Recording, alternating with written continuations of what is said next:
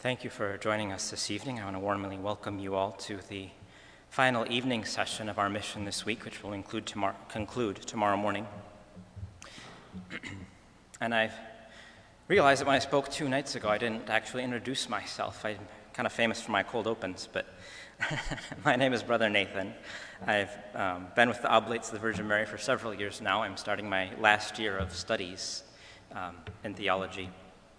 I was at St. Clement's for a number of years. I spent the last 2 years assigned to one of our communities in Denver and helping them out in the western part of the province.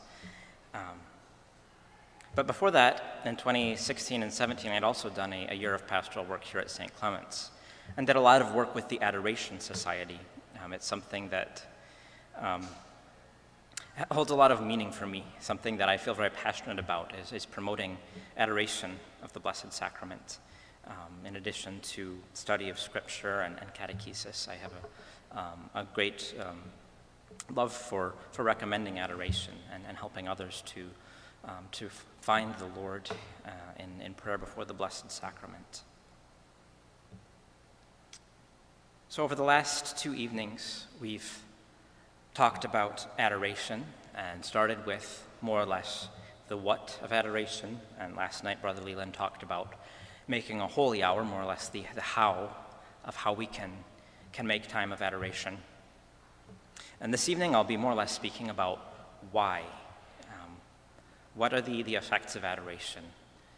Why do we practice adoration? And with a focus in particular on the way that adoration affects not only us individually, but affects the whole world. Our last talks have been really focused on the personal practice of adoration, the personal aspects, which for each one of us is where it begins. You know, it's central to adoration is our personal prayer. But there's also this aspect that embraces the whole church and the whole world. Adoration is something that's important for everyone. For everyone in Boston, whether or not they know it, St. Clement's Shrine is important for them.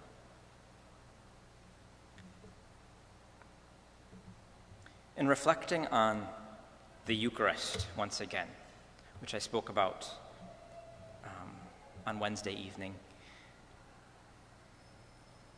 a central aspect, the reason why we use the word Eucharist for the sacrament, principally, is that it's part of a prayer of thanksgiving offered by Jesus to the Father that he brings us into. This prayer of thanksgiving is something that had been prepared for a long time, even before Jesus instituted the sacrament of the Eucharist. One of the most important examples we have in the Old Testament is from King David. When he brought the Ark of the Covenant into Jerusalem, he did it with rejoicing. With wild abandon, it says, he danced before the Lord. And not only that, but he offered extravagant sacrifices. But they weren't the sacrifices we may be mostly familiar with from the temple practice of Judaism, the Holocaust or the burnt offering. It was what's called the Todah in the book of Leviticus, the sacrifice of thanksgiving. In addition to sacrificing lambs and offering them, this sacrifice also included 2 other things: unleavened wheat bread and wine. And when this sacrifice was offered, part of the rite of sacrifice was that these offerings would be consumed. And it was never something done alone. It was always done with the community, with your family, with your friends. And as the law says, nothing may be left.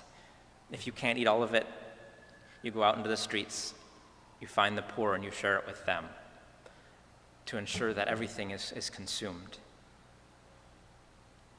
And this image of thanksgiving, of King David dancing for joy and feeding the whole city of Jerusalem is something I think I often don't associate with Eucharist.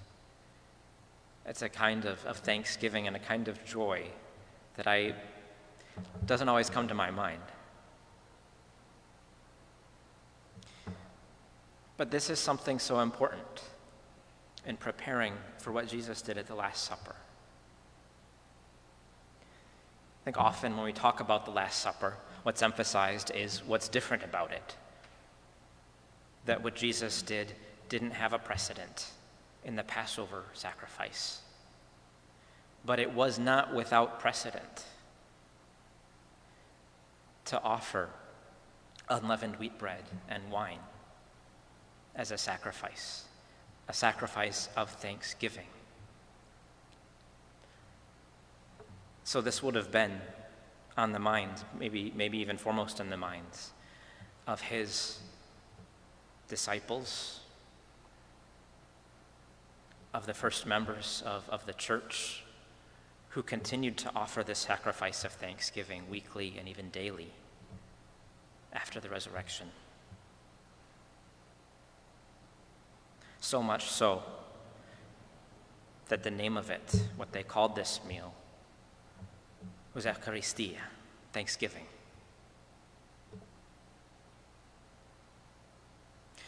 And so this sacrifice of thanksgiving, this rejoicing before the Lord, comes to us in the rite of the Mass,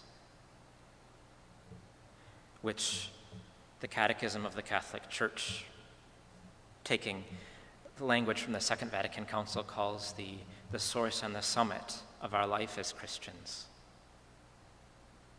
That it's the goal towards which everything leads us, but also the source of everything that we have as believers.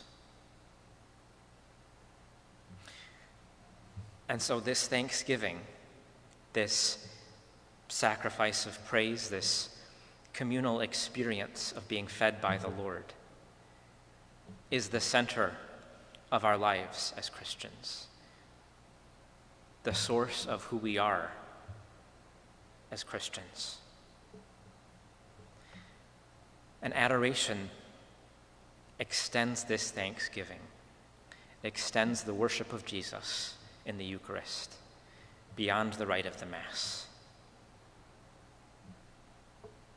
so that it's not only weekly, not only daily, not only at certain times or hours, but all the time and any time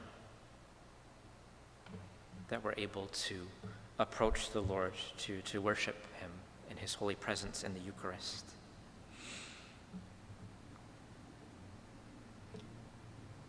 So the Mass brings this gift of thanksgiving into the world. Adoration extends the worship from the Mass throughout time.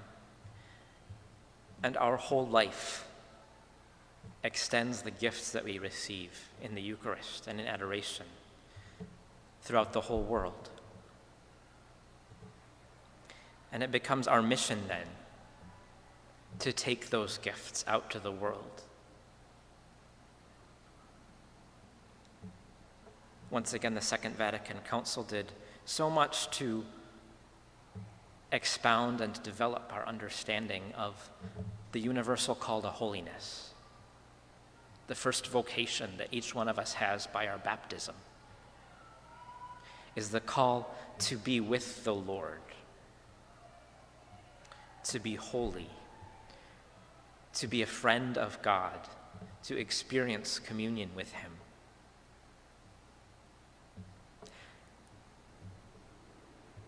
And this call to holiness is the source of the sanctification and salvation of the whole world. We're called to bring this holiness, these gifts that we receive from God, the gifts that we have of friendship with him, and to extend that to the whole world. And this is why adoration is so important for everyone, whether everyone knows it or not. The time that people come to St. Clement's, the time that people spend here in adoration before the Blessed Sacrament, is not only for the good of us as an individual who comes to spend time in adoration. It builds up the church. It contributes to the holiness of the whole church in addition to our personal holiness and sanctification. And it's important for the whole world because those gifts that are received through the Eucharist, through Mass and through adoration, are meant to be given by us in our mission to the whole world. So that's part of our mission this week in making an appeal for adoration, in inviting people to come spend time in adoration, to be able to extend the hours from which we currently have adoration here, from midday to 8 o'clock every day, to be able to have morning hours of adoration, and eventually to get back, we hope, to perpetual adoration. Because that's something that's important not only for us as individuals, it's important for the whole church in Boston. It's important for the city of Boston to have the Eucharistic presence here. Encountering Christ in the Eucharist changes me. That's the source of that mission. I can't come spend time with the Lord without receiving gifts that, assuming openness and willingness on my part, change me, which will in turn affect the way I interact with everyone in the world. When I go out of the doors, when I meet people in the streets, when I meet people in the city, when I interact with my brothers in our house here. If I've truly been open, even a little bit, in prayer every day, that change will have an effect on me, which in turn will affect others. This is one of the reasons why I chose the scripture passage that we had for meditation this evening from the 4th chapter of the Gospel of John, when Jesus encounters the Samaritan woman.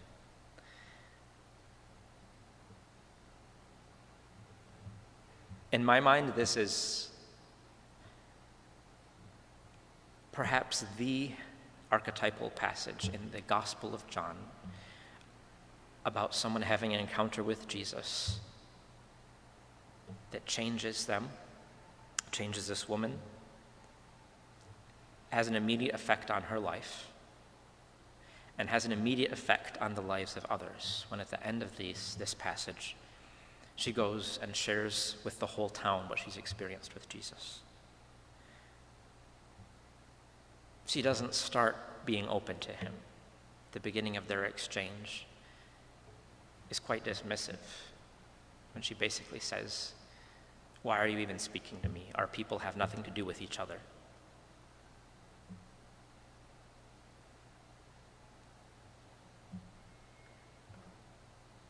But Jesus engages her and offers her something. Says, if you knew who it was who was asking you for a drink, you would ask him for living water. And he speaks to a need that she's aware of. Convinces her to speak with him. And little by little, over the course of their dialogue, she opens up, reveals things about herself, and learns who he is. When he reveals to her, I am he, I am the Messiah that you've been waiting for.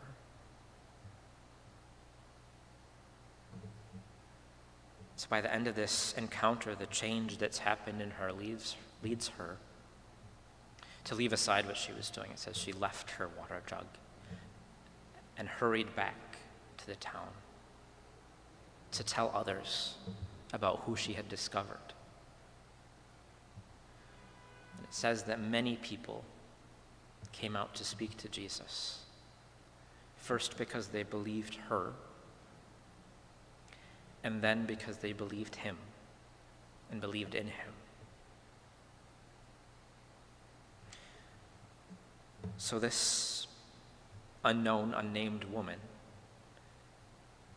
is really the prototype for all of us in evangelization. She begins by meeting Jesus. She's not even prepared, it doesn't seem, to meet Jesus. She's just going about her daily life. But when this interaction happens, when he speaks to her, when he meets her and breaks into her daily life, she allows herself to be changed by that meeting.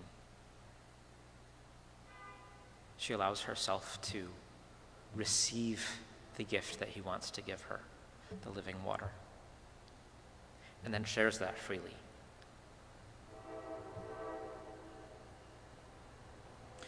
The big question to me in this whole dynamic of meeting Christ in prayer, of being changed, of receiving a mission to go to the world, the big question that I always have for myself is, am I willing to let Jesus change me? Am I willing to allow the time with Jesus, to make time for that, to be open? Am I willing to be challenged? Sometimes it's as simple as, am I open to being loved and receiving the gifts that he has, acknowledging that he comes wanting to give me a gift of living water?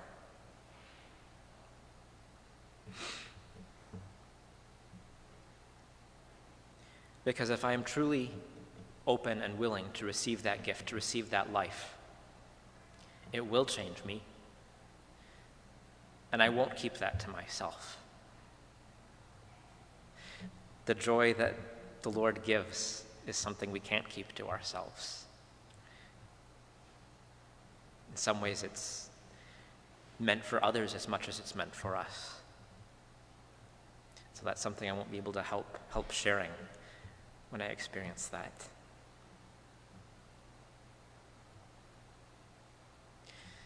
When I consider today, I was thinking about this call to holiness, this vocation that we have through our baptism, and what that means to have that call and what that means in the world. And something that struck me while I was out in Denver was the vibrance of the church. Denver's a very fast-growing city, very cosmopolitan. There's all sorts of things there, all sorts of things going on there. Some of it's kind of crazy. But there's a vitality and resilience in the local church in Denver, especially among young people. And anyone that I talked to said it goes back to two things, rather two people. Mother Teresa and Pope John Paul II, each of whom visited Denver one time for a few days. This was between the late 80s and the early 90s. And these two people are famous, known throughout the world. Certainly within the church, renowned for their sanctity and the impact that they had on the church. But why did they have such an impact? They did many things. But in a few days in visiting Denver, none of them did a tremendous number of things in the city. It was who they were and the witness of their lives that so deeply affected people who met them that it inspired people to start ministries with the homeless that have spread throughout the area and throughout the country from Denver. to start ministries with college students that have spread throughout the country and throughout the world, to revitalize and begin theological training programs and catechetical programs geared for lay people who wanted to earn certificates and degrees in these areas. Someone whose life is so given over to the Lord. And these two individuals in particular, I think, are in themselves spectacular examples of what it means to live a Eucharistic life. A life of thanksgiving with its source in the sacrament of the Eucharist. Both of them had a tremendous devotion to Jesus of the Eucharist and spent time every day without fail in prayer with Jesus in the Eucharist. And I'm certain that changed them. That was an indispensable part of what made them so holy, so much that people said they could sense it in their presence. What changed their lives so radically that it overflowed into the lives of people around them. So that even visiting a place for a few days would change the history of that place forever by changing the lives of the people they met there.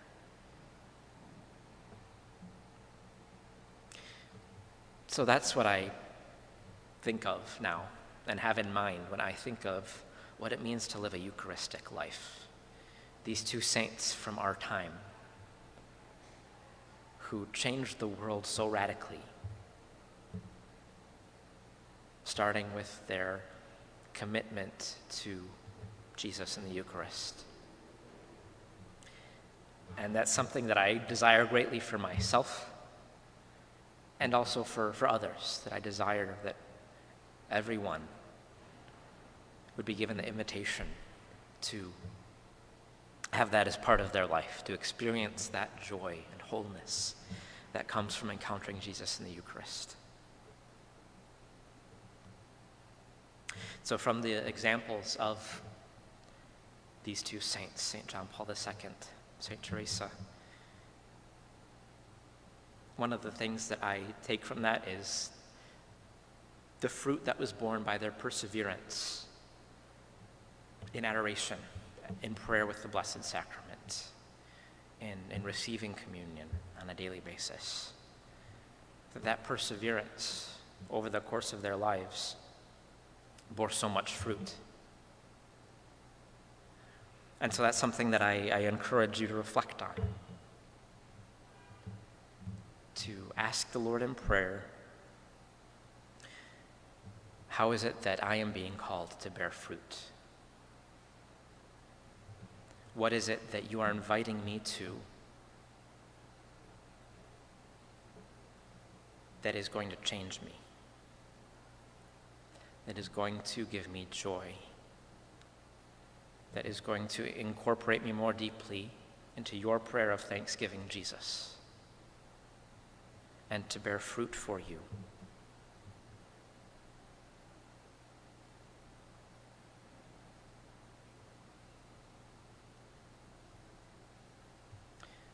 So that's the thought that I wanted to conclude with this evening.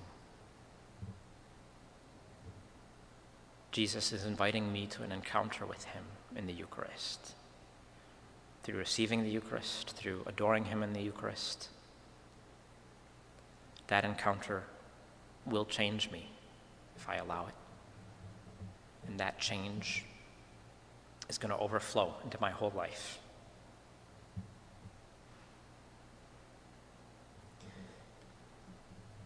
St. Clement's has been the perpetual adoration shrine in Boston. The Eucharistic shrine in Boston since 1944.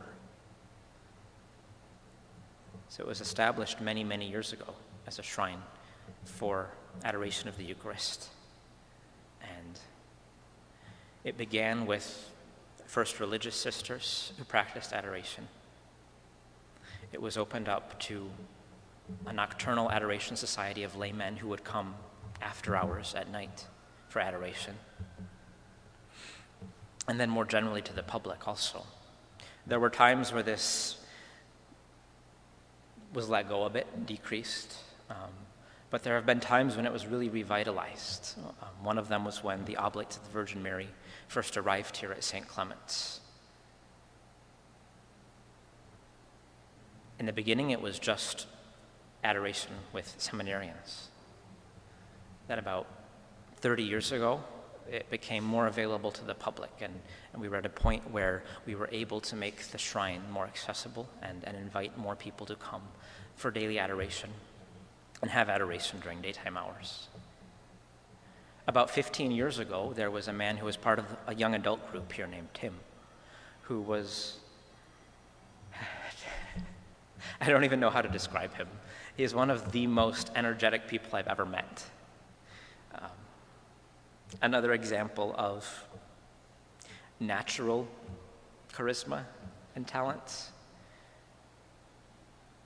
but natural talents that had been really made holy through his commitment to the Lord in prayer and the change in him that came through his encounter with the Lord in prayer. And he had such enthusiasm for promoting adoration that almost single-handedly, he got people to sign up for nighttime adoration hours, so that for the first time in many years, we would have perpetual adoration at St. Clement's. So through his tireless campaign and getting people to sign up for adoration and cover hours, we began having perpetual adoration in 2008.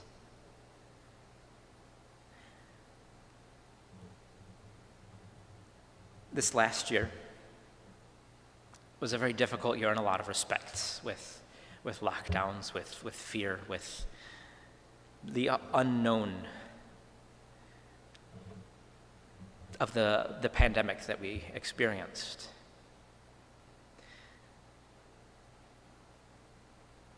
But the Lord is always calling us to encounter him. The Lord is always inviting us to prayer, and now we have the opportunity again to have adoration at St. Clement's. And we're very appreciative of everyone who has signed up, who's made that possible, who's committed to having holy hours on a weekly basis here. But we want to promote this even more and encourage people to commit to time before the Lord in prayer.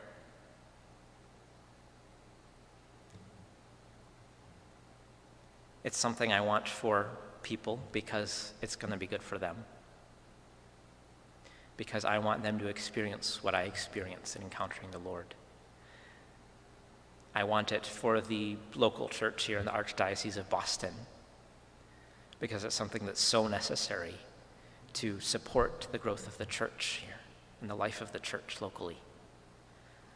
I want it for the city of Boston, on behalf of all the people who do not know the Lord or who are far from him.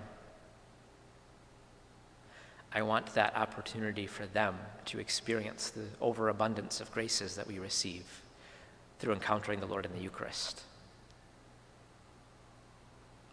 So I encourage all of you who are here this evening, all of you who are joining us via live stream or recording, to really consider a commitment to time in adoration, to take encouragement and persevere in that if it's something that you already practice. If it's not something that you're currently committed to, I encourage you to make that commitment. It's always a good time for adoration. Whether you're struggling, whether you're doing very, very well and have a lot going on in your life and much to occupy you and take your attention, I promise you that there will never be a reason to regret a single moment of time spent with the Lord in prayer before the Eucharist.